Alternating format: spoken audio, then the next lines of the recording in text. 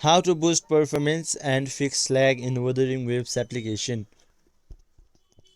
So hello viewers and welcome back to our YouTube channel, and in today's video I will be teaching you guys how to boost performance and fix lag in Wuthering Waves. So without delaying any further, let's get started.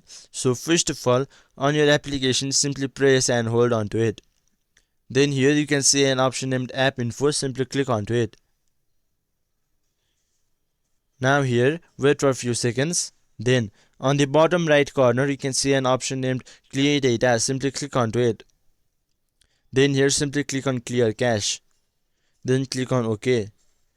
Now, after doing this, your performance and your lag will be decreased by a certain amount. But if this doesn't help you, then simply click on Clear All Data. Then simply click on OK. After that, all your data on the application will be deleted, but you need to simply relog in into your account, then all your data will be restored. After that, your performances will be boosted and your lag will be decreased.